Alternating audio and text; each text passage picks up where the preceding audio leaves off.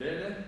Special word of welcome also to our Vice Chancellor and Rector, Professor Njabulo, and his wife, Catherine, our DVC, Professor Nico Koopman. Thank you for being here.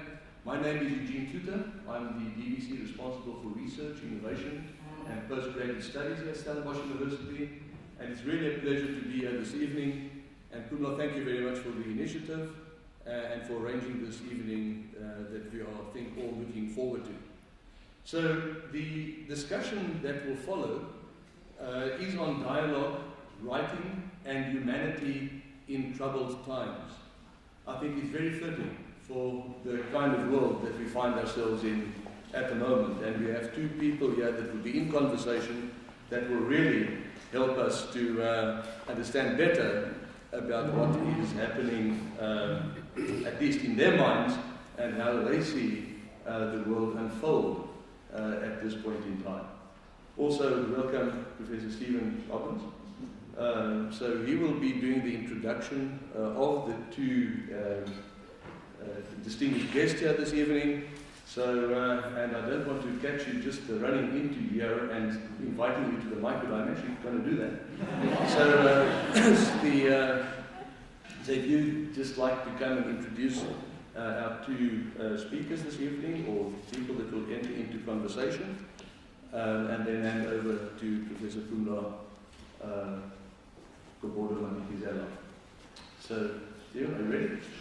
Sure. Well, thanks again, and thank you for being here, and we're looking forward to the conversation.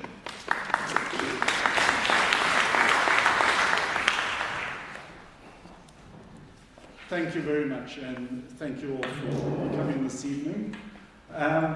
We're very fortunate to have these two extremely important public intellectuals engaging in a conversation around issues that we're not sure of at this point. There's no predictability here, but there are so many strands of their thought that we could follow. I would just like to thank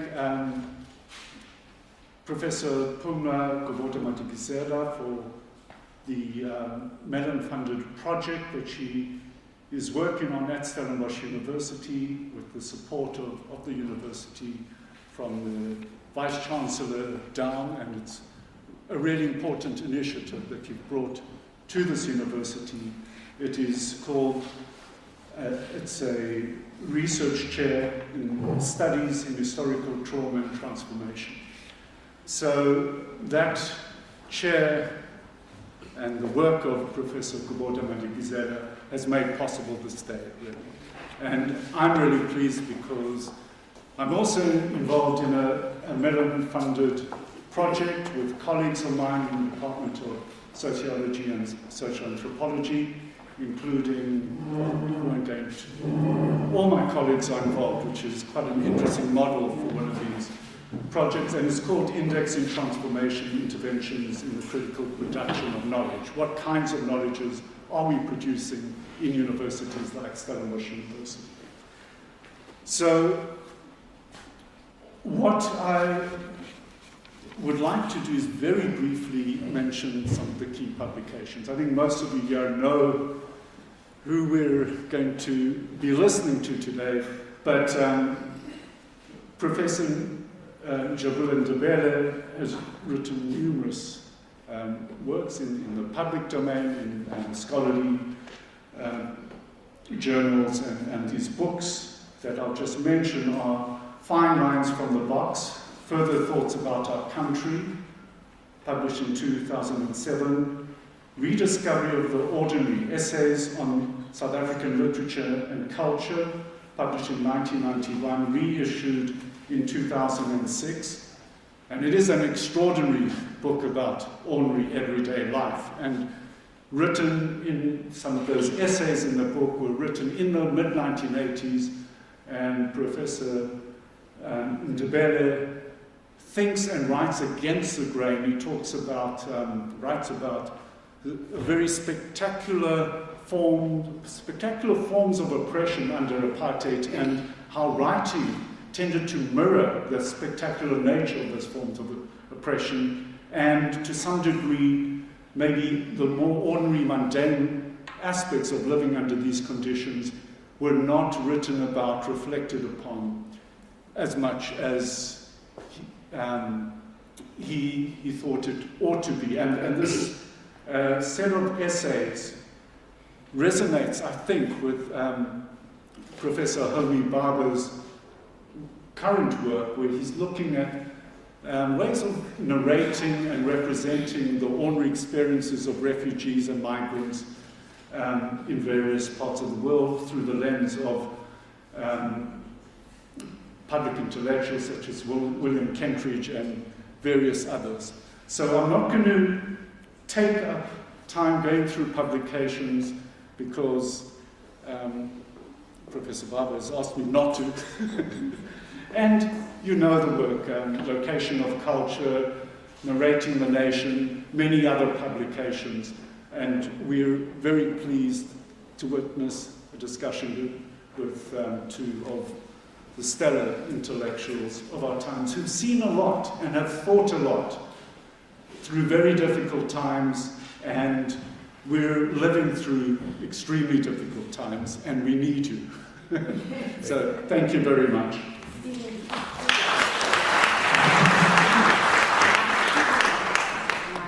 Sorry? Could you give them another round of applause?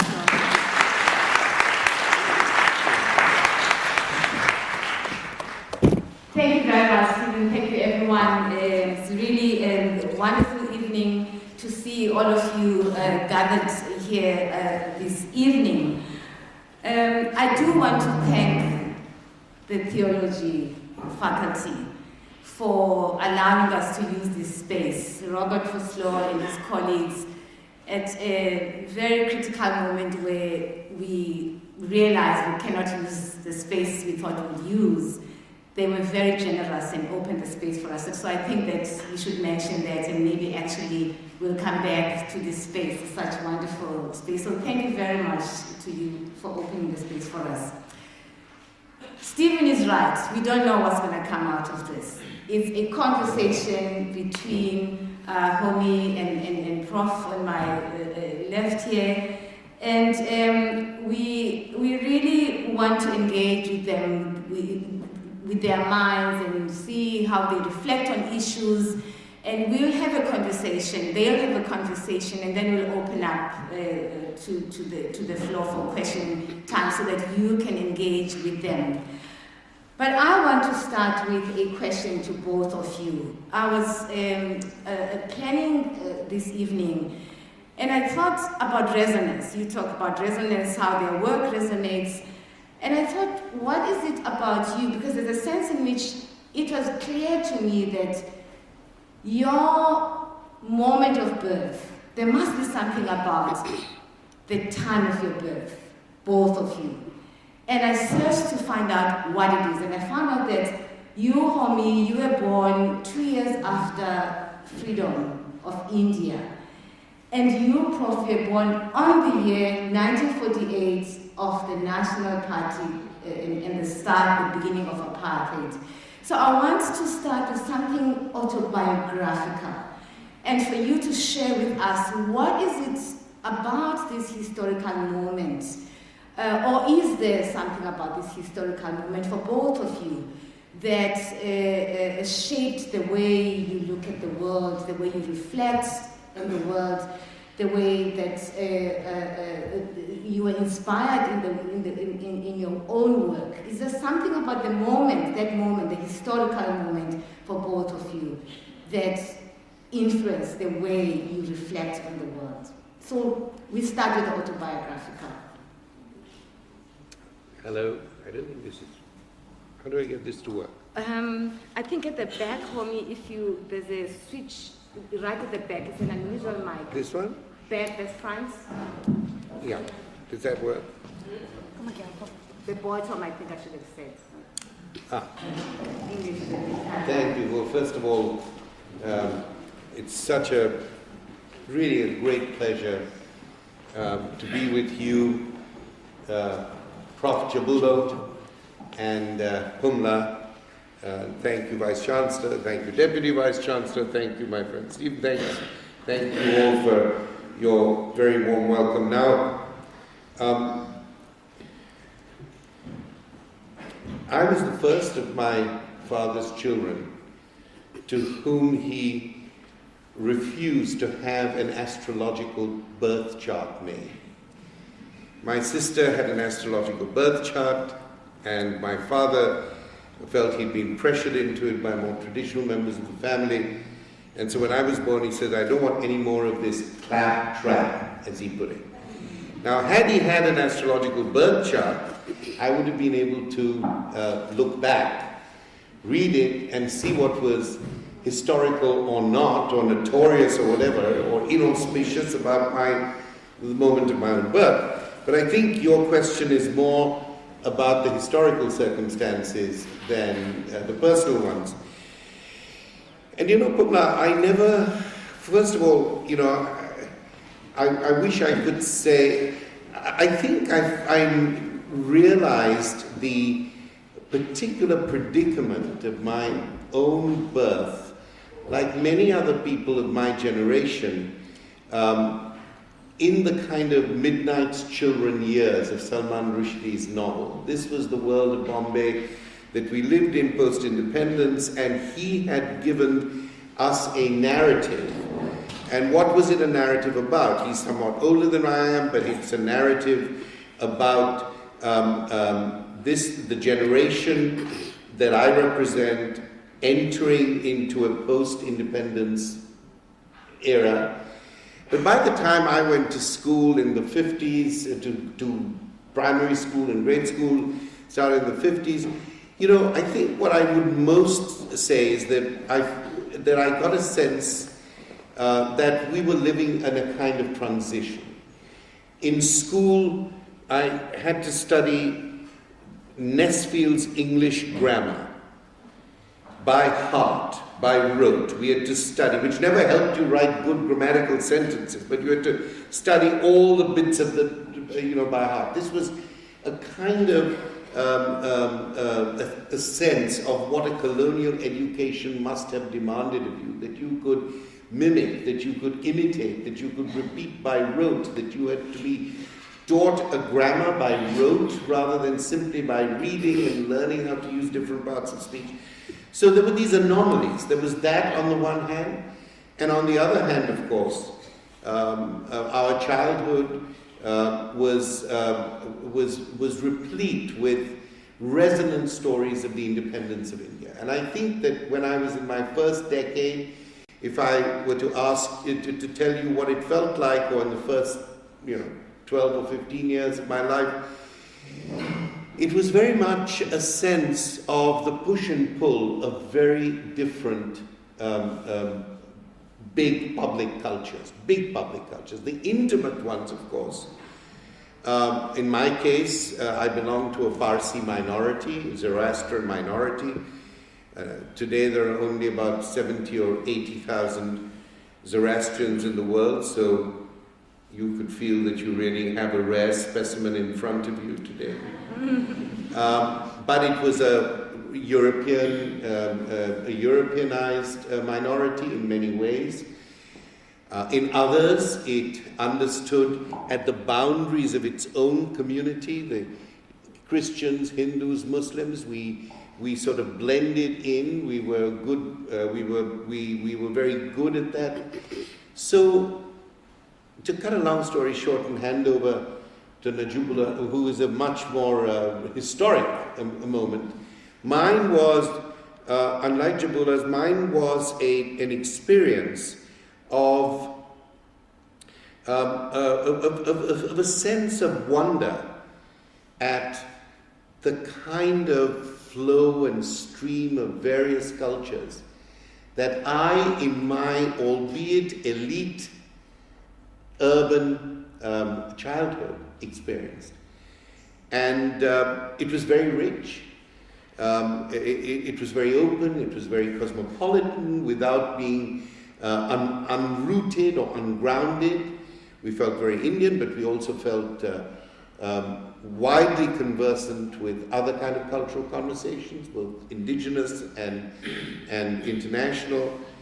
And it is a great sadness for me now to think that when the world is wrestling with issues of living side by side, or alterity, or cosmopolitanism, or interculturalism, that countries like mine, which had a history of precisely that kind of rich blending, or that kind of rich grafting of traditions and cultures, should now somehow toss that great 21st century advantage into the dustbin of history and keep regnant now these ideas of nationalism, Hindu nationalism, monoculturalism.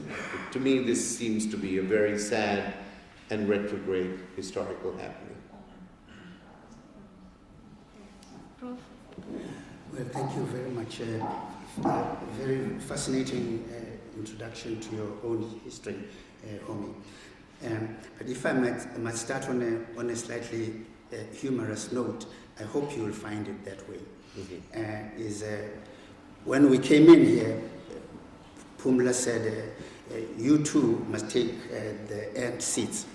So keen observers in the audience will have noticed a tussle between myself and Homi, who was going to sit in this middle seat. and I kept saying, no, it's you. And he said, no, you must sit. So there was a kind of a battle of humility going on.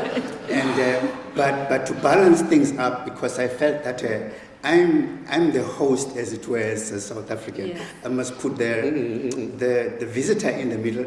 So I'm relieved that you went first to speak on the topic that we were given. I came from a very small family of three children, and the fourth child was born when my youngest brother, when no one really expected him. I mean, my mother thought that she was done, and there he appeared. But it's some time ago, and he's more than 50 years old now. So, being a small family, we didn't have a sense of the sort of closeness that big families usually have, because you have a lot of time to be by yourself. So you balance between the outside world, where you meet more people, and between your small world, where you have fewer people, but the intimacy of a small family. Born in Johannesburg in 1948, so I was the same age as apartheid, but I have outlived apartheid, which is wonderful. And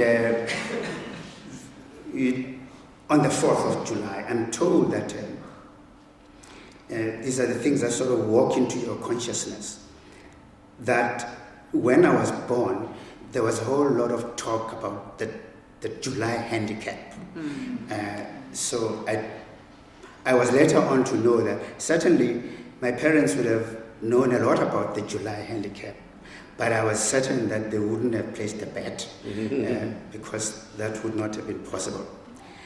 And when I was about 4 in 1952, we then moved to Niger, Charleston location, about 33 miles away, where my father was promoted to be the principal of the Charleston High School. Now, that immediately tells you something. In that kind of community, my family was certainly among the few educated. So the educated of those days would have been a lot of teachers, a lot of nurses, registered nurses, and there would have been another category of priests of churches who wielded a lot of moral authority in the township. And then everybody else. But I went to this school where everybody else was. So what was particularly traumatic for me was that being a child of well-known parents, there was no hiding place for me, because whereas other children would get away with all sorts of naughtiness, it would certainly be said, look at the child of the principal doing nasty things. And that was not a good space to be in. But there was another side to it, because this speaks to the sort of class awareness and how it plays it's out in the townships. Because it's not been until very recently for me to speak about this so casually, because the default position was for me to hide my class, because it was easier for me to want to embrace the poverty of my friends, and to be there with them. So if kids walked around the streets with torn trousers, which we used to call, when they patched them, they say, when's the patch? Mm-hmm. So it's, I wanted a patch, and when kids, there would be jokes from the other kids about the kind of middle-class parentage, that we were said to, we were weak because we ate a lot of sandwiches, in your family. And the real people, the rest of, they eat pap and fleece and sam and spinach, so those are sort of the brutalities among young people that you have to endure, because you are a minority, but you want to be on the other side. So it was this kind of I said that I've not often talked about this, because the conventional image of a township is there's the sea of poverty, and everybody is subject to the same kind, which is pretty much true on the whole. But the reality is that there were gradations of class and relationships that you learn to calibrate. Where are you related? But interestingly, we also had the heroes of the township, and they tended to be football stars, or the tennis player who won the local Charterstone championship, and which is really to say that despite this oppression and everything, you could say that there was a sort of normalcy of a society in which a lot of things happened. So this society that might be regarded as depressed, debased, and all that, actually had a certain kind of autonomous richness to it that was beyond the reach of the oppressive state, no matter how much they would have tried to get in, which they always did, to interfere, all the time and direct things. So I would say then that in the context of that, I also learned other things that have lived with me for a long time, about morality, ethics, and just two events I will mention which stand out. One was when my mother, when Prime Minister Stradom died, and I was socialized in the township as a boy in the 50s, even as a boy, that where he's dead, who cares? And then I went to school and came back and found that my mother had been busy listening to the radio broadcast of the funeral. And I said to her, how could you spend time listening, following the funeral of this person who caused so much havoc? And she spoke, harshly. He's a leader, and he who has died, so his death must mean something to ponder. Well, I was too young to respond to the meaning of that, but the moral question about the death of a leader, even if you do not like that person, had certain consequences.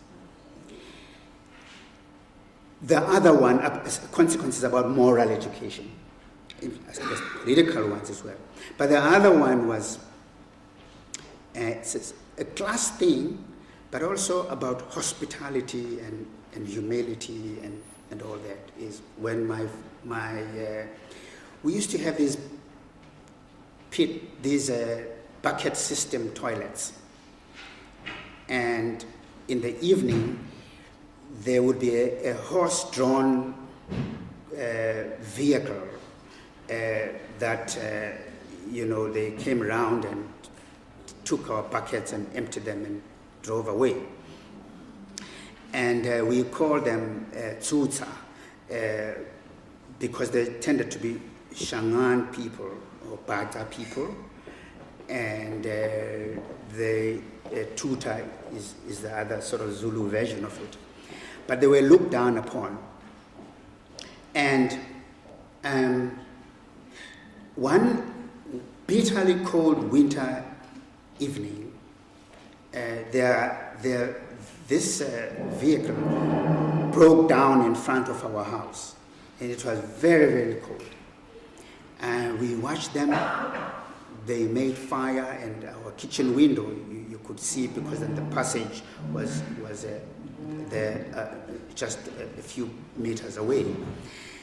And after some time, my mother started preparing tea, and it seemed very clear that it was for them.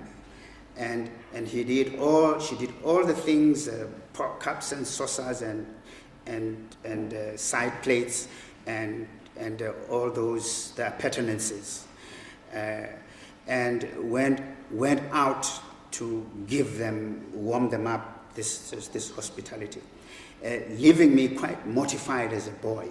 Why would he do such a thing? Look at using this cups and saucers that we use and all that. But she went out and without a thought extended this hospitality to these people who are associated with this very difficult task of emptying our toilets. Well, I guess the good side of it is I remember vividly that after that incident, our buckets always tended to be fresh and new from a sort of gratitude. But I'm really conveying by the stories I have chosen the following.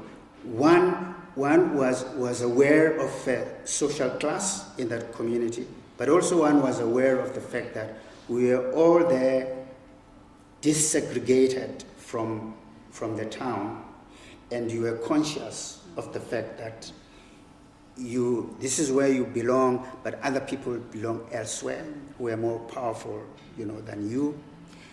That you may do with what you have in the context in which you lived, and from your parents you learned that despite the oppression and the suffering, there were moral and ethical values, and that have lived for a very long time.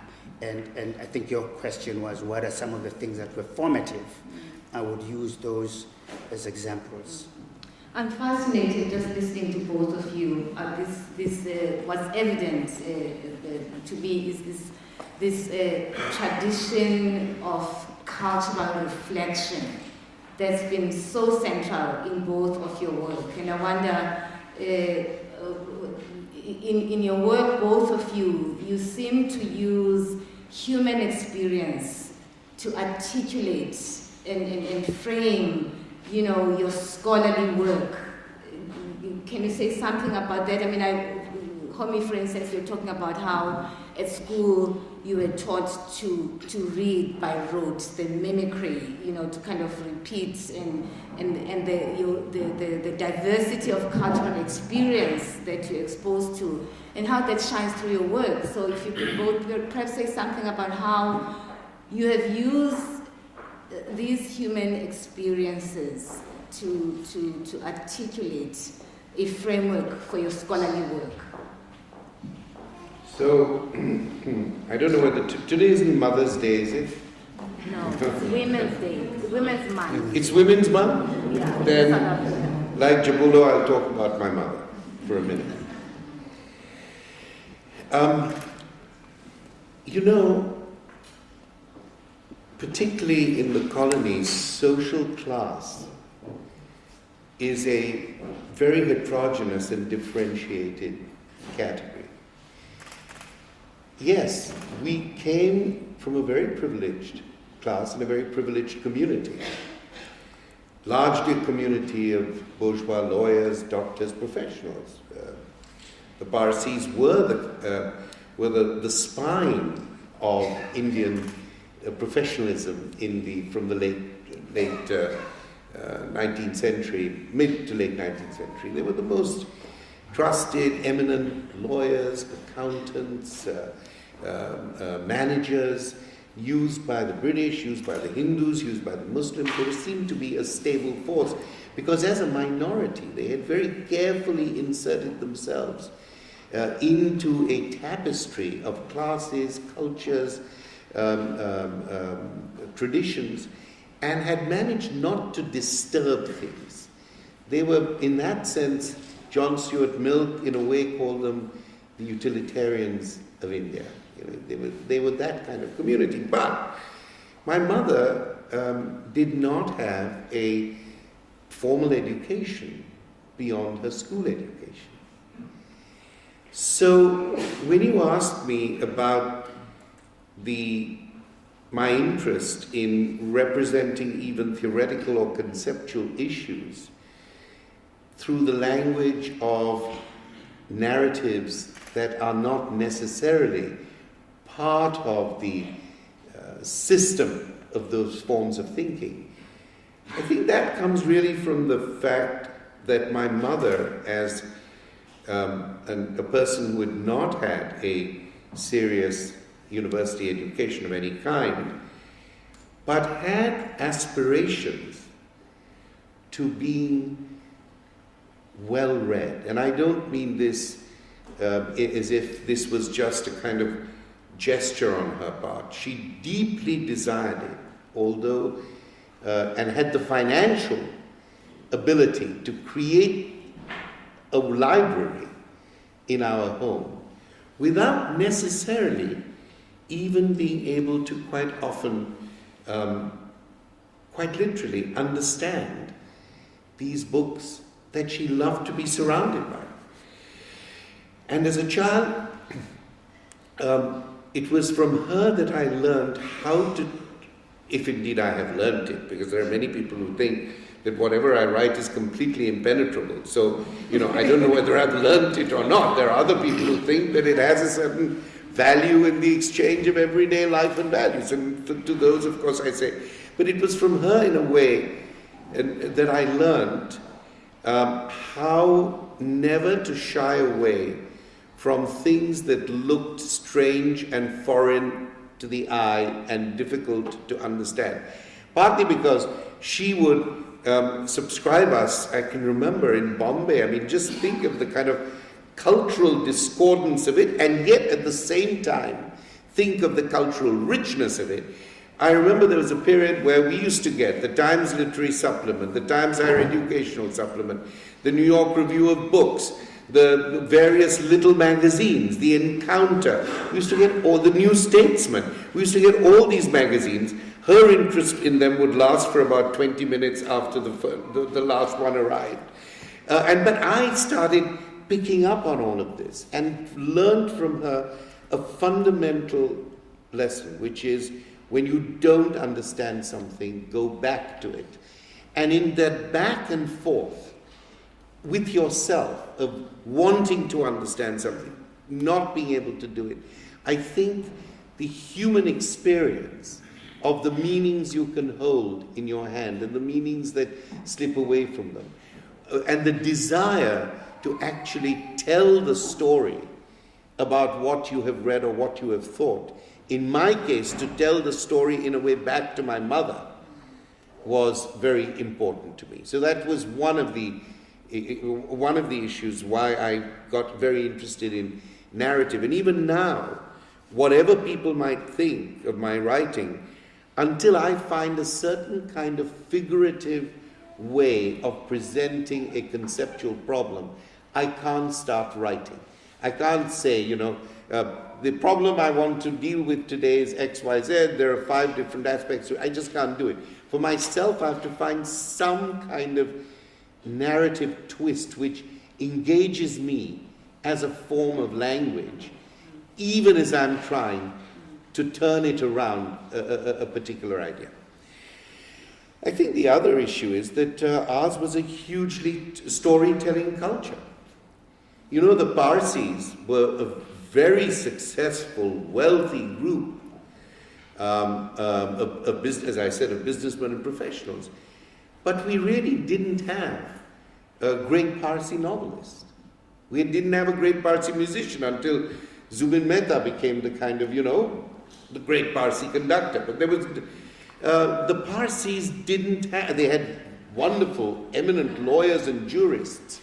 But in the areas that I was particularly keen on, the theatre, poetry, literature, they really weren't significant Parsi figures. So our culture was about the telling of everyday narratives, family stories, travel stories. And ours was also a culture of eating large and complicated and delicious meals 3 times a day. And what accompanied the meals was storytelling. And so this weave of stories which communicated things that were often very complex, both in psychological terms and in social terms, because we were a minority, continually negotiating those fissures in the ground that minorities often do, a sense of self-consciousness, a sense of self-worth. Like Njabulo, I also, when I went to college, I didn't want to be known really as a Parsi. I wanted to be known as one of the large members of the sweating Indian working classes or sweating Indian middle class. I didn't want to be part of this privileged minority. But out of that, and out of the lack of not having a large cultural literary archive on which you could rest, on which you could lean, telling narratives was extremely important. And it embarrasses me sometimes to this day when I bring a friend to the house. My mother will often preface a story by saying, "Do you know the famous story about my uncle?" And I say, "Oh God, why would somebody who's come from Australia know the famous story about a Mr. Bhabha, who lived in the 1930s? Do you know the famous story about my uncle?" These are not famous stories. They mean a lot to us, but they're not famous.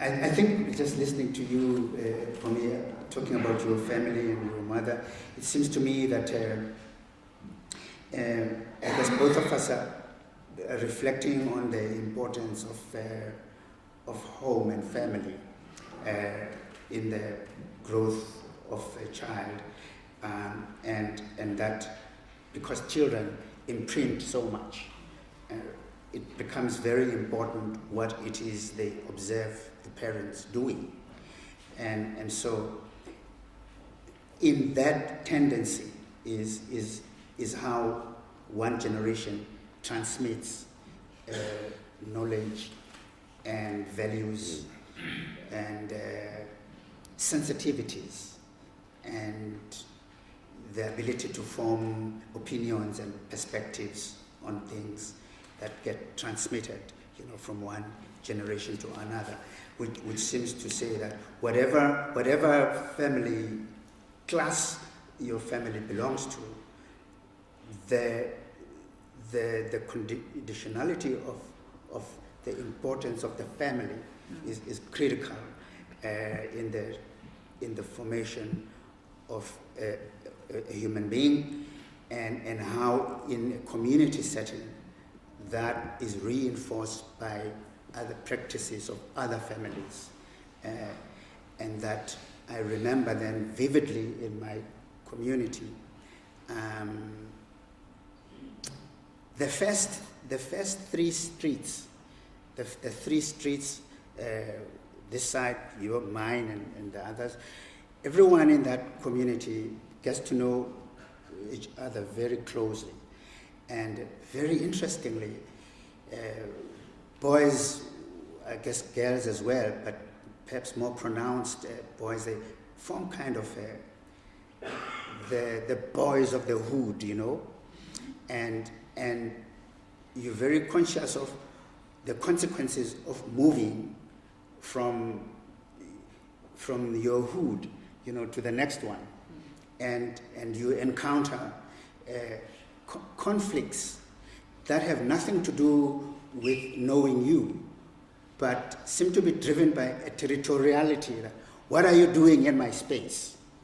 So, and there would be these fights that have no history, but seem to spring up, and so one becomes aware of the range of autonomy, of community autonomy, and with barriers that get drawn along the way that are invisible. And so if you move from this part of the community to another, you calculate which is the best way. Do I go that way or that way and avoid that way? And then it all seems to happen in the sort of normal course of things. They happen and they get resolved, and then you move on, and the whole township still remains somehow a community. So I think then it's about at what point then does one become conscious of the knowledge-forming tendency? For me, if I had to put a date to it, it must coincide with when I wrote my first poem. I was 15 in the St. Christopher's High School in Swaziland, which has an interesting history, because my father, self-educated, used to sell newspapers to see himself to school. The Star, he told me in the name, in the 20s and 30s, and then became a boarding student at St. Peter's School in Rosettenville, in Germany, a famous Anglican school. And to pay for his fees, he worked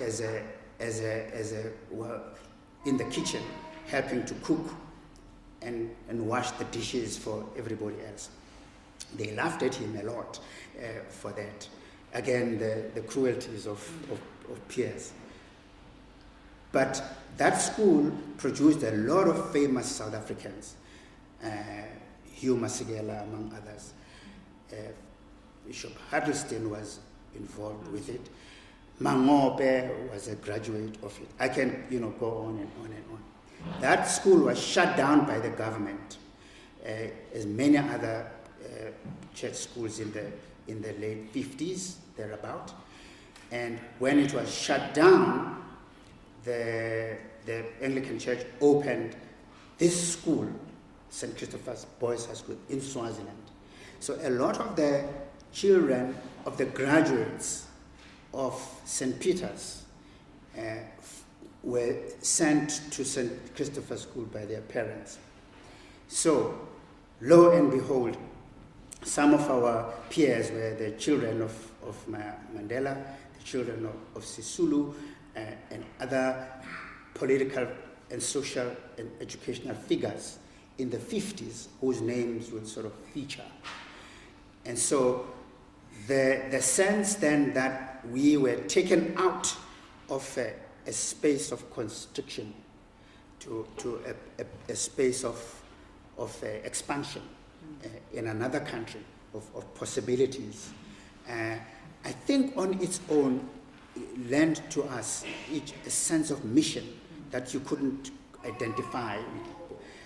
But then I started writing poetry, and my first poem was in Zulu, which is my mother tongue, in which I extolled my school, being there, and sort of, and I, whenever I read it, I'm quite embarrassed by it. But a lot of us then wrote stories, and I suspect then that from a writer's perspective, when you put something on paper, you are beginning to reflect on the relationship between yourself, the environment in which you're in, and other people in that environment. And then I discovered that my father produced a lot of plays when he was a teacher at Khaiso Secondary School in the north, in what is today Limpopo, and that his play Ukubutele Namazimzim was the first published play in the Zulu language. Now, for that information to come to me as I was learning how to write was a big boost, in addition to the fact that between you and I, from another similarity, is that there were so many books in the house. So I didn't have to, I took their presence for granted. And I think that all those things helped to form this, if you want to call it a reflective tradition. But perhaps to conclude, I have to share my story about learning how to learn a language. Our teacher in the primary school, the lower primary school, when we were teaching English, I have this vivid memory of how she used to get us to stand up in the classroom, and then she would say, we should say after her, I am going to the window. And then we all went towards the window, And so my experience of learning English was very practical, in that sense that, she made us do things. I'm picking up a pen, and we will all say, I'm picking up a pen. And it was a fascinating way of being introduced to a language in such a way that there was no chance you would ever forget. Hence, I'm repeating it some 60 years, later on. Could I? Yeah. Could I come in here? Yeah. Njabulo, one difference in our stories, which Bumla's questions have been tracing, is, of course, that you wrote in a language that what belonged to you initially. And I was both taught and wrote most easily in a language that, yes, did belong to me, but I belonged to it in a much more complicated way, because at home we spoke Gujarati, we spoke Hindi, but I wrote in English. I wouldn't have written in those other languages. But beyond that, I wanted to ask you, you are talking about the sense of self-reflection, the sense of confidence, the sense of productivity, the sense of creativity in the world of townships. You are talking about these, in a way, the richness of your life, as I hear it, in a system which was so profoundly politically punitive and restrictive, and at the same time culturally divided. So, if I could go back to what you said a little while ago, that whatever happened outside the township, within it there was this rich life that was possible and that happened, this everyday life, irrespective of the context. Did that? So then I want to ask you, when did the anger start coming in? Was there a sense of political anger and the injustice of it? Because at the moment what you describe is a reflective, nurturing, in a way, even a wonderful childhood. And I'm throwing these dark questions at you because I want to understand at what point in the growth of consciousness, in the growth of aesthetic consciousness, in the growth of moral consciousness, you began to feel a sense that this was a profoundly deformed world, however much you could describe its historical rationale. I mean, I don't want to be moralistic about this. Sure. Look, the anger was always there. Make no mistake about it. And there's how do you as a child respond to a situation where you are traveling, you are going on your business, returning from visiting friends and relatives in Johannesburg. It's late at night, you're going back to your township in Charleston. You're stopped inevitably along the way, and there's a police roadblock, and they come with these torches that they throw into the car, blinding your eyes, and where are you going? In Afrikaans, where my father explains, and what are you doing? And the way they speak to your father, and the sense that he has to modulate his behavior. It's extremely humiliating to a little boy. I was just going to ask you about that. When you felt humiliated? Absolutely, because you share the humiliation and the fact that I don't know where it comes from, but you know that he knows that that this is what's happening, and it's extremely humiliating, and so make no mistake about it. That was always there, and it was always there in different ways. Or the image of some of my best friends in my neighborhood that I've talked about.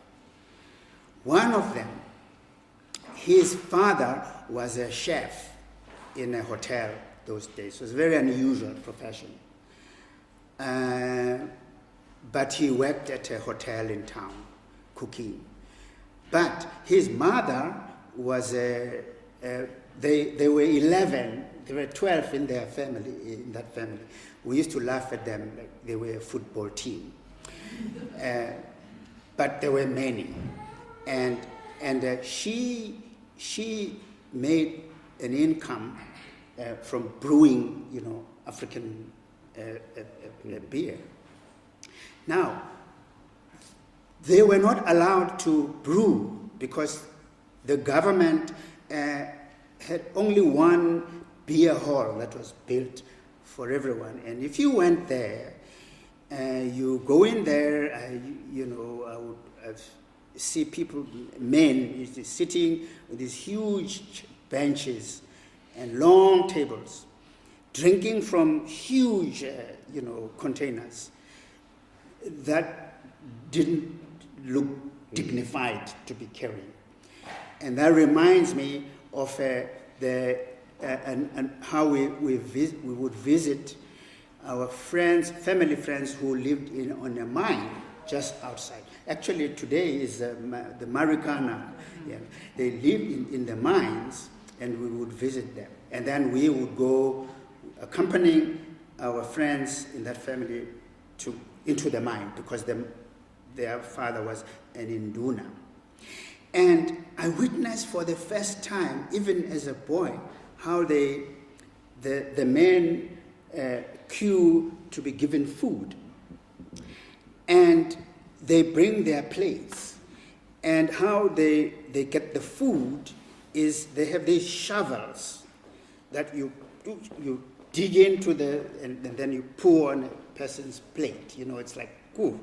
It didn't look like the most decent way of feeding another human being. So there were lots of these things that you carried inside of you. I think the point that I'm making is that I think you're asking a question that has been asked by Jacob Dlamini in a book, Nostalgia. Why would anybody have nostalgia for that kind of thing?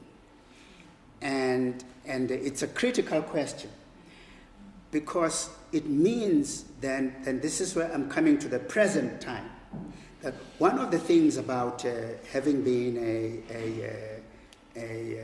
in the township is that I looking back, I value so much, is the many languages I was speaking and picking up in the street and so on and so forth. But it all ended there. The thing about that experience is that it is the experience that each and every South African today ought to have. In other words, the ability to have such a social flexibility in being able to interact with different kinds of people in different kinds of situations, speaking different kinds of languages, having a sense for how people in another culture expect you to understand that they have another culture and that this is how they do things, and you learn to respect that. And it's all is happening in the townships. I mean, just this morning I was talking with my wife, and we said, those days when we were growing up, there was a time when a funeral cortege was passing by. We, the children, and everyone would sit down and say, what happened to all that? And I suppose it has a lot to do with you can't maintain certain things with the size of the population, and there's more cars and so on and so forth. So these days, I guess, in place of sitting down, as you have a traffic policeman at the head of the cortege, and then you all turn on your cars, and then the hazards are flashing, and everybody knows that there's a funeral, procession. I guess that's how it may have become. But the thing is that there are certain things that happen then that are restricted to these environments, but have not had, because they are powerless environments. They are not able to exercise the reproductive power to transmit their positive ethical conduct to the rest of society because of these restrictions. If the oppressed people are in power now, and instead there's so much messing up, is that many in the leadership positions are not aware of the prospect of that kind of culture having so much of an implication for the formation of a society that instinctively cares for the other, because you share a common space. So there's a lot, I believe, that both white people and black people may have And to colored get it. people? Colored people, well, they are included in the black, in my case. You know, I'm including myself now. All right. Absolutely, because and you can go even beyond that and talk about the so-called global North and the global South. There's so much that the global South has to give to the world that has been, has been restricted by the global power relations, that in which influence moves in one direction. So if the global South has to have a voice of its own, they have to learn how to find, in an institutional sense, a projection of that value beyond their immediate environment. Can I just say, what I take away from this really is that a distinction, and I'm being a bit reductive here, between ethical life and political life. Within the context of great political inequality, ethical life in the townships, as you described it, flourished. And this is so true, actually, of work that I'm doing now on certain African American writers, James Baldwin, for instance, The Fire Next Time, and both parts of it, had a sense that there was a rich ethical life, not all of which he agreed with, in the neighborhoods which you couldn't really stray from. And those neighborhoods also had their own power structures. We should not romanticize that. And sometimes the work of Ta-Nehisi Coates, Claudia Rankine, James Baldwin, sometimes the lessons of ethical life, such as bow down when a funeral cortege passes, or speak politely, were lessons very harshly taught. These ethical lessons were hardly taught by the people who had the least symbolic capital, the least capital, actually, the least money, the least privileges. And this is what Baldwin calls the negative way. It's very different from the Hegelian negative way. It's a negative way where he says, those of us who were put in a place where even our lives were at risk, often in a daily way, when we can find independence, when we emerge from that, then we have to take the risk to save the soul of the nation. That's his idea of what he calls achieving our nation. The nation is not just given to you by national struggle. You achieve it. Of course, in India you had the same thing. People who were in jail and had these jail communities for years because of the bloody-mindedness of British colonial policy, and created a way of thinking beyond empire through those negative experiences.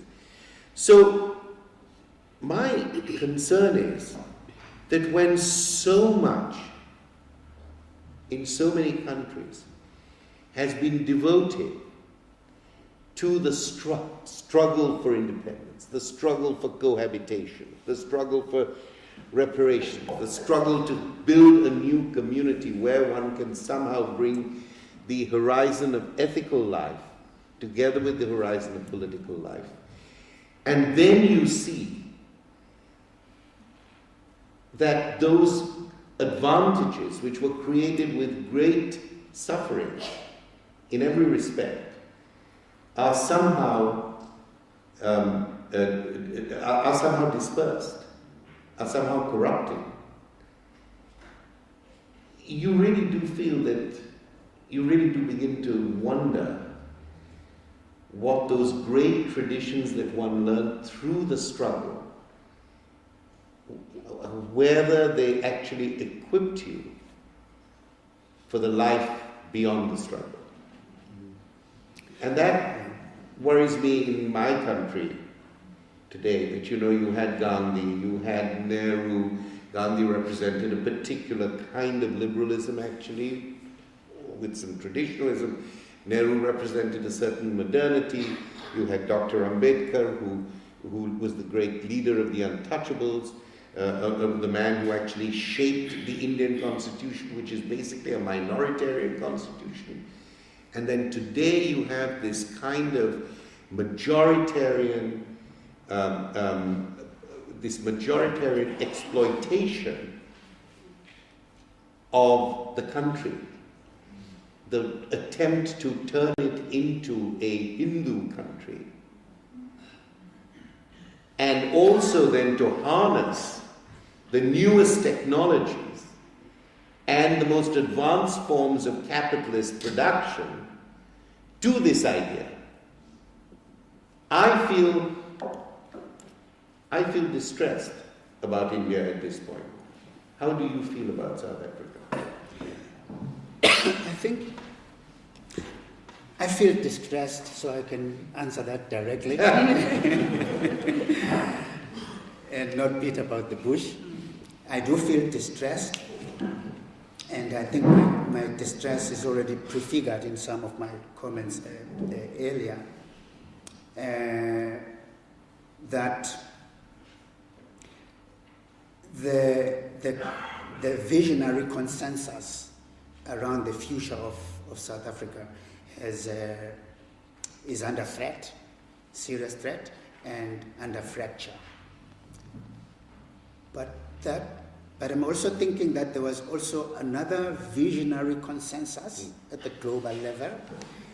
Whatever the problems we may have about the United Nations and so on and so forth, there was a kind of global view about what is possible for the world to become.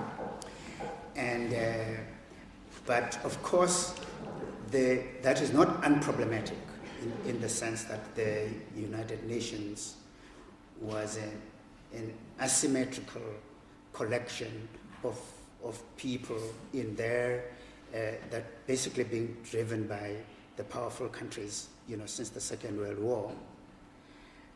But since then, other countries' voices have risen, and that those voices have become important in articulating a world that will not do away with everything that has been achieved at the global level, but will inject a new kind of humanism into it, and that both at the local and at the global level, there is this coming together of I think you used the expression the troubled times, isn't it?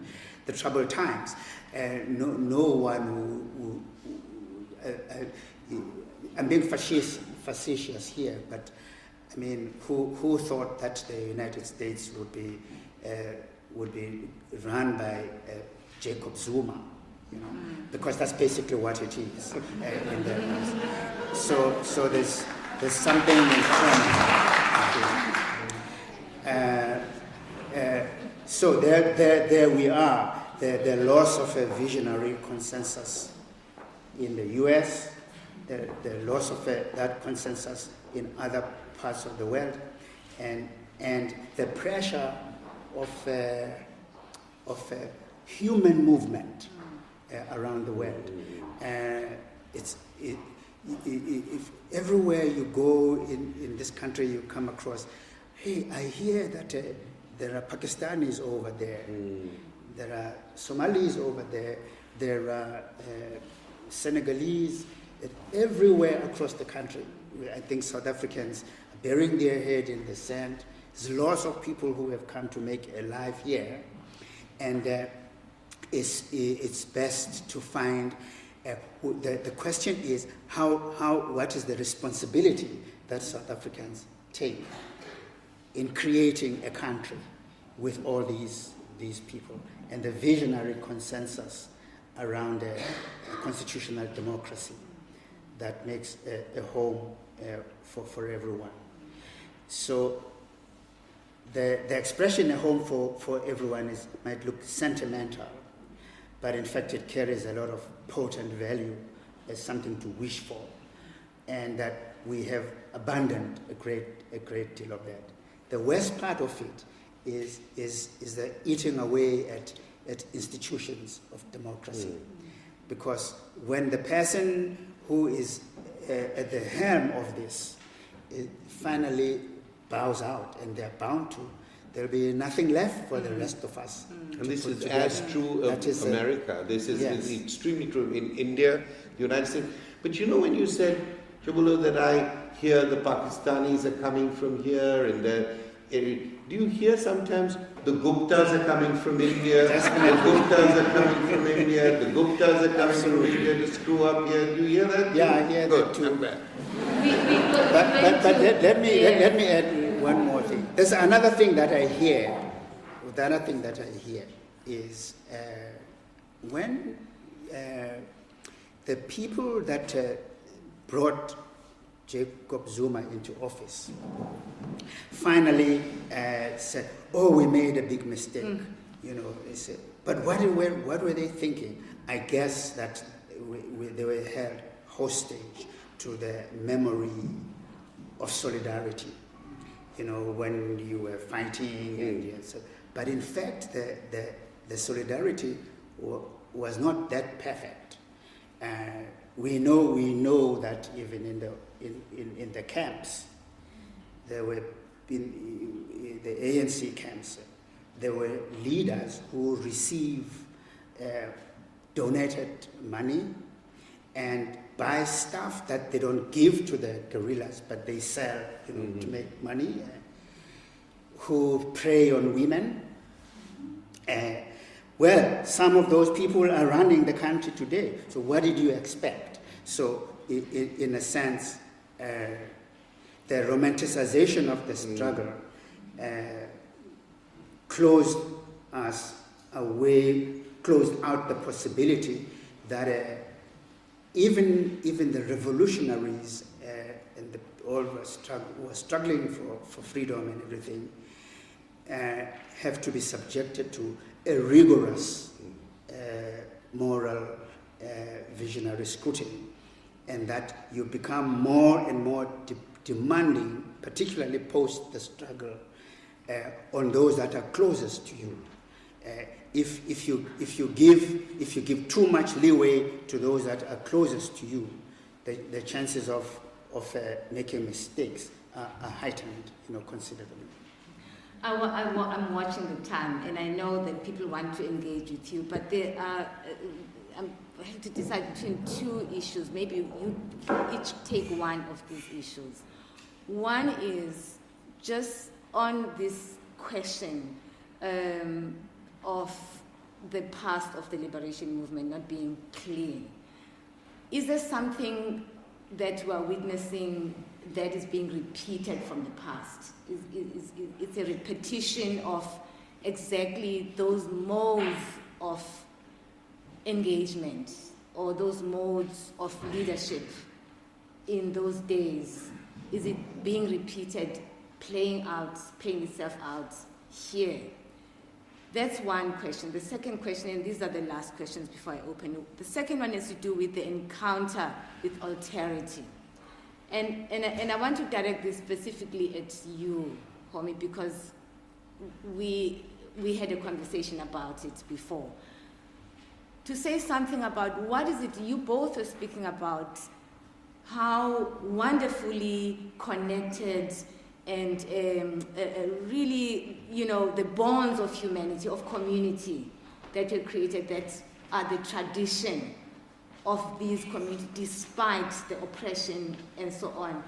And yet these are not repeated. These don't seem to be repeated. We've seen it in xenophobia, we've seen it in black-white relations. What is it, what's going on when we encounter an otherness?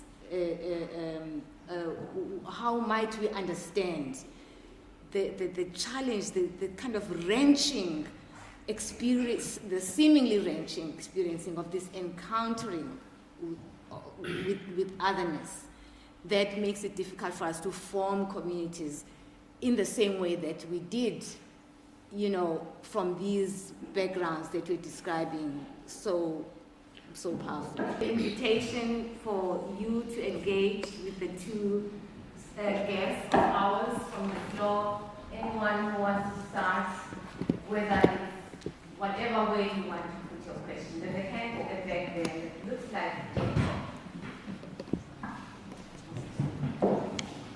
Oh, we're going to need too much. Take this one. Yeah.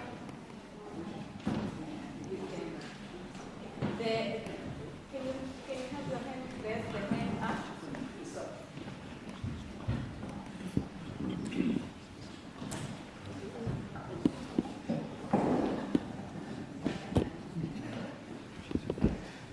Thank you all for a fascinating conversation.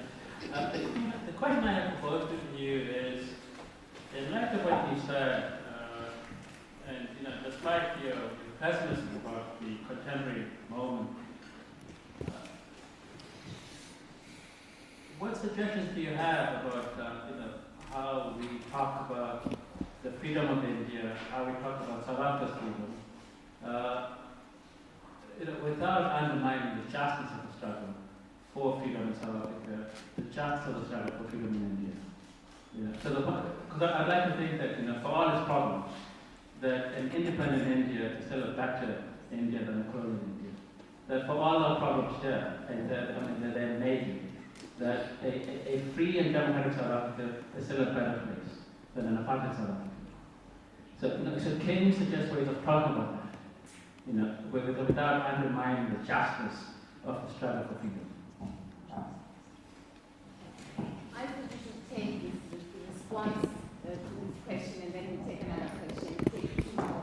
Respond to this first one, and then we'll take another round. Of course, an independent nation in a world system of nations is a more contemporary and a better form of life. There's no question about that. The issue really is, when you say is a better place, of course it's a better concept, it's a better world, it's the healthier politics, but it's not a better place for everybody necessarily. And I think that is not to say we should have empire or colonialism back again. That is to say that we should begin to think about how democracy is established, what institutions are established, what moral values are being propagated, what economic ideas are being developed. So this is a huge question, and I will only say one thing which I think connects the Indian situation as it exists now and as it has existed with what's happening in the rest of the world. I don't like using the term global because I think it has all sorts of assumptions that I'm of a certain kind of continuity, collectivity, a certain mapping that I don't go with. I think one of the most profoundly problematic issues in India today, it's an economic issue, it's a health issue, it's an education issue, is the way in which minorities are placed not only at the bottom of the pile, but they're often the enemy within. They form a different boundary. And I think that this notion of the nation state and its relation to minorities, both in the past, certainly since the First World War, but also now with the kind of international situation that we have, new forms of minoritization, new forms of migrant need are being created. New kinds of ways of thinking about minorities is not only an issue for various nations, but it is an issue for the world itself. The right to movement, the right to goods, the right to finance, but then what about the right to movement? The right to equality of life, the right to life. I think that if there is one issue in India today where the majoritarian perspective hardens and becomes a kind of fundamentalism and becomes an obstruction to more equitable distribution, to justice and to fairness, it's on the minority issue. And that doesn't mean that other classes are not suffering class distinction, but I'm saying this crystallizes. It's a constellation of, it's symbolic of many of the problems in India today. The education for minorities, health issues to do with minorities, political autonomy in minorities, and it does reflect what is happening in the rest of the world. And I think what is happening is that national boundaries are no longer the limits of people's aspiration for security, for education, for thinking the future. Again and again in the current so-called migration crisis, you have people saying, if there is a 1% chance that I will be able to make a life for myself and for my family somewhere which is strange, it's no fun for people to go where they don't speak the language, where they're discriminated against, where they have to wait for years in detention camps or wait for years to get their papers. This is not a fun thing to do. This is not an upwardly mobile thing. This is an act very often of desperation. But it seems to me that the nation-state system has produced this problem time and time again. In fact, Hannah Arendt, in The Origins of Totalitarianism, I think the most profound concept there, one she doesn't fully work out, is that forms of statelessness are symptomatic and they will never be renormalized. To me, that's the real, one of the great sort of strengths and also weird knots of the book, which aren't resolved, but very deeply both troubling and also very profound. So for me, that's the issue I think that really needs to be sorted out.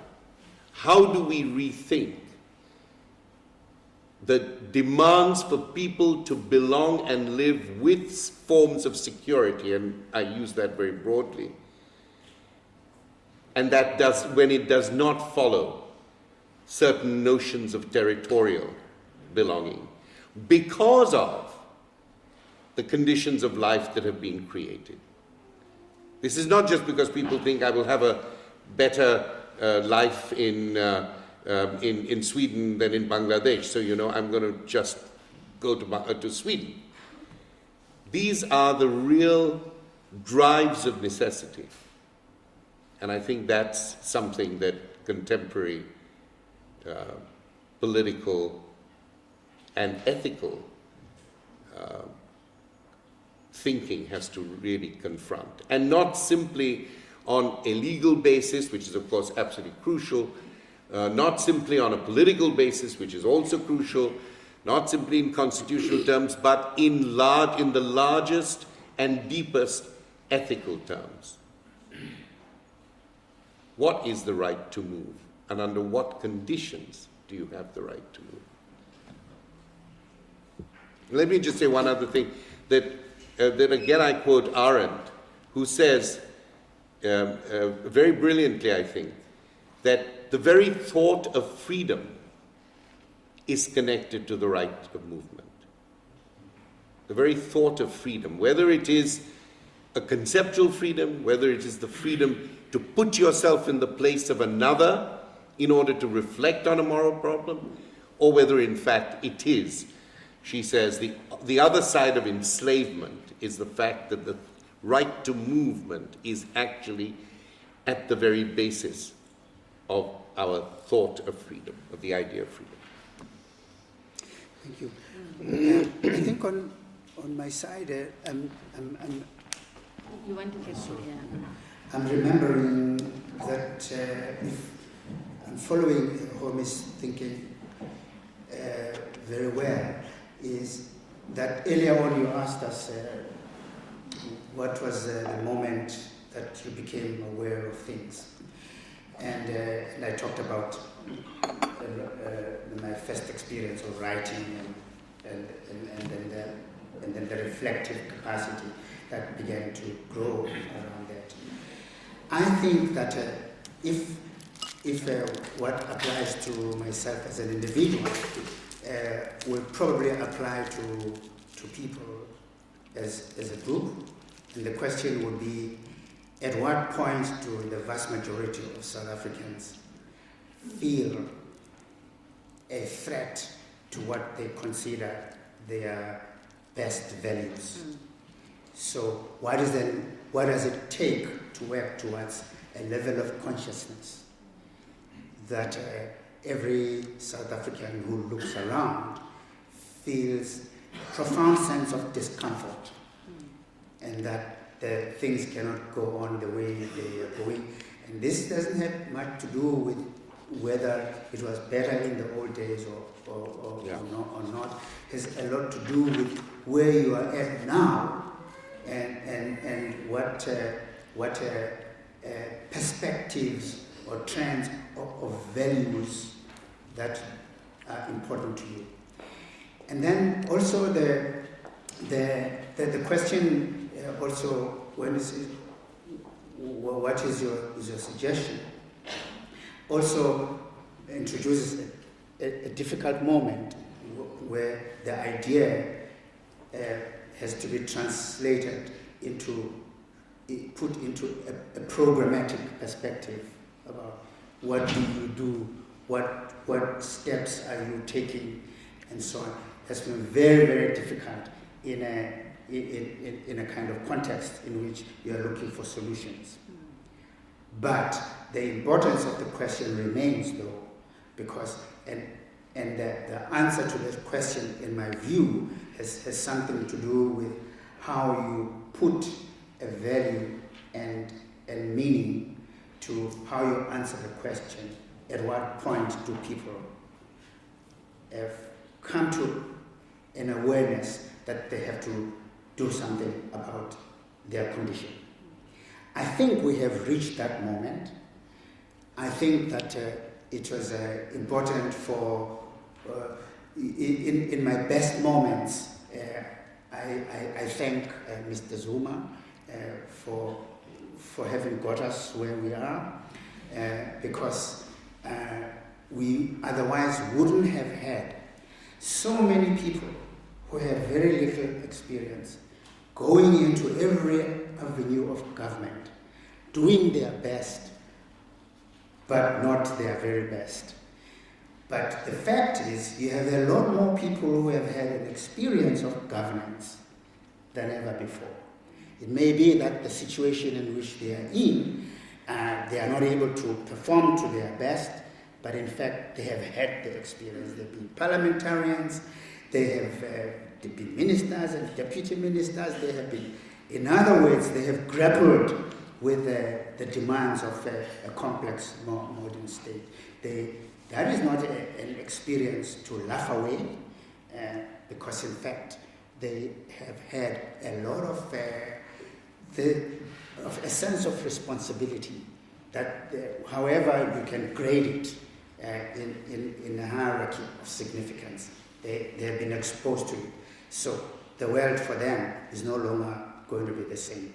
I think it's not going to be the same for everybody else who has been on the receiving end of either competence or incompetence. So we have to make decisions. Where do we go from here? And I think that, in my humble view, where the issue of one aspect of the topic of today is the dialogue and the humanity, is that in the space of dialogue, at the very highest level, the perpetrator wants to hide, and you are the best one to speak about this. The perpetrator wants to hide things. The victim wants things to be exposed. And one of my biggest complaints about the de Klerk regime, and he was on top of it, was the large-scale destruction of documents and things like that have left a huge hole in our knowledge of exactly what happened. So I can personalize it, Homi, through a current incident today where the Timor family wants to know what happened, to their son, who was allegedly fell to his death by suicide from the 11th floor of some torture chamber. And and people who are alive, who are participants, are busy hedging around the legalities, so the law can't, justice is frustrated because you can't pin down. But in fact, so we have no records, to go back to. So it's hard for me to say thank you to Mr. de Klerk for that particular period of time. But the point I'm making is that where this evidence, this experience is available, people are able to grapple with it. And South Africans more than ever have to grapple with their capacity for their own evil today and the capacity for their own goodness today. What I've always asked myself about India is, I've always looked at India as the country is huge, and I've always felt like it's about to collapse, but it doesn't. It's just holding on, and I'm interested to know that this is not for today because it's a huge topic. What is it that holds it together? I think that we share a little bit of that. That there is a bit of how is this going to hold together? Despite I think the Guptas are a factor to remember, but always to as a warning of how much to what it takes to preserve your society against this sorts of incursions. There's another weakness I can point out, how easy it is to be duped by people who pretend to be on your side. I think the Guptas came and said, well, we're on your side, and we're going to, and of course they fooled a few people at the top of the government, and they got things there. That is a danger, at any moment. So my feeling is that where we have to be now is what perhaps I could ask a question. What will it take for a political formation or awareness that cuts across the greatest number of South Africans, that says we need a new political culture that takes into account where we are today and works with the principles of a constitutional democracy to create a different kind of space for everyone. I think if we find an answer to that question, we may know what to do. And whatever it is that we have to do has something to do with an informed citizenship. That question is on records. We have to come back here to deepen the responses that are necessary to this question because of time. I am sorry that we have to end it. It's 7:05. We will allow one pressing question so that our panel has an opportunity to say something back. Otherwise, that will be the last. If there is no pressing question, this is the last question, and we're coming back here. There is a pressing question. Where? Stephen, is that you? Who is it? The lady in the future. Yes, and then that. Thank you very much. I know that all three of you are also artistic practitioners in your own way. So I thought of just wondering, how would you see artistic practice as part of everything that you've discussed tonight? Is that a fair question? Yeah, it's a fair question. I think artistic expression has got everything to do with everything. And perhaps the quickest I could is that from a perspective of a writer of fiction,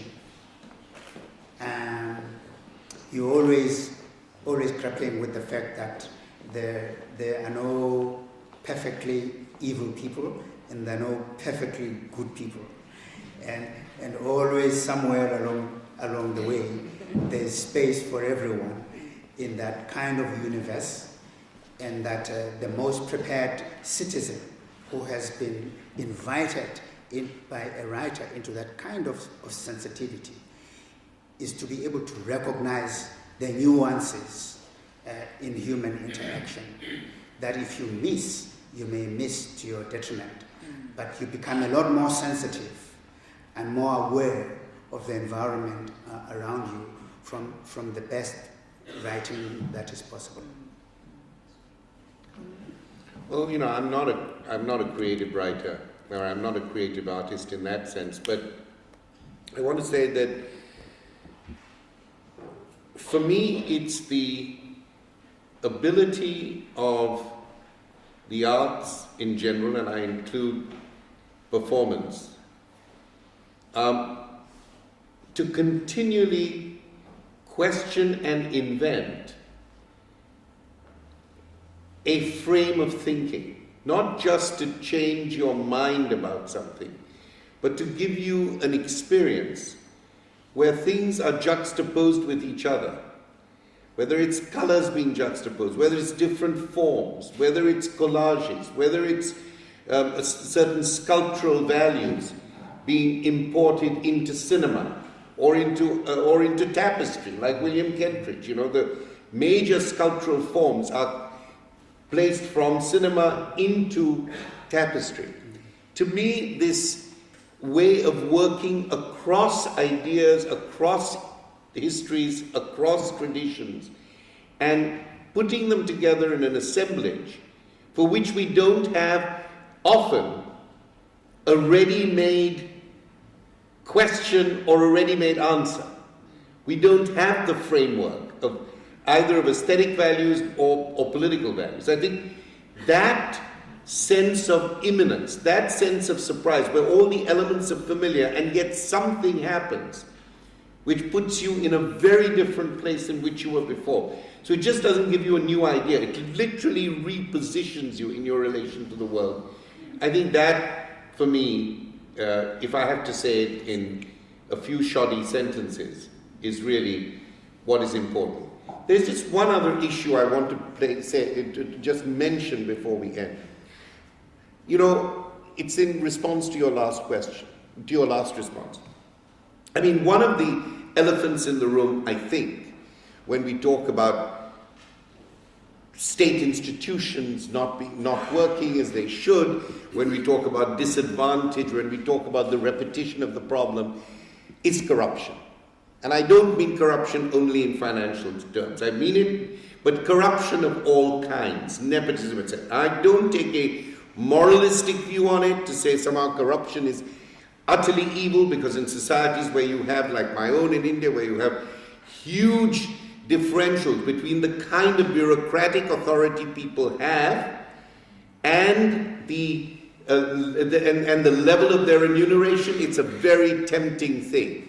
You know, I can't send my child to the school, although I know about this particular school, and I can just by doing a little grafting, maybe I can do it. So I don't want to be moralistic about corruption, but there is something I want to say now. Guilt is no longer in fashion.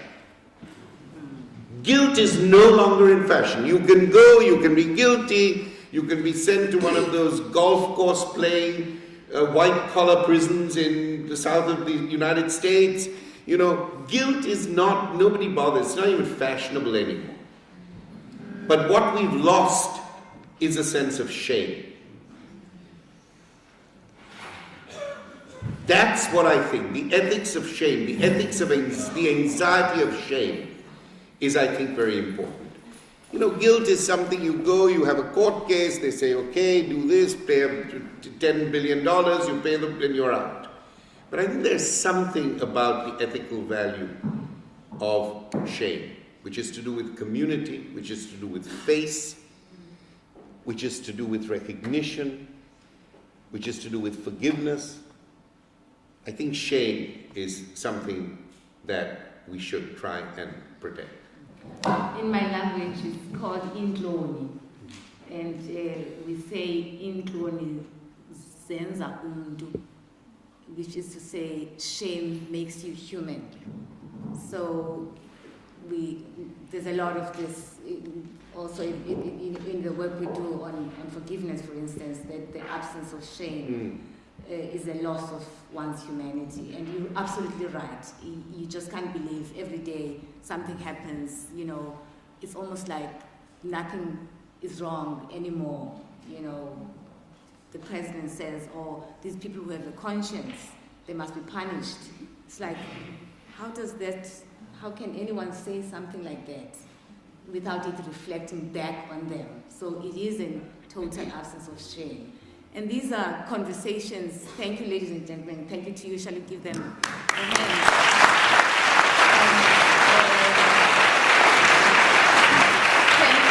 Thank you to you for opening up all these questions. Prof. Njabulo Ndebele is resident fellow at STIAS. He should come back here. This is the right home to have these conversations. We have the Bears Nadir Center here.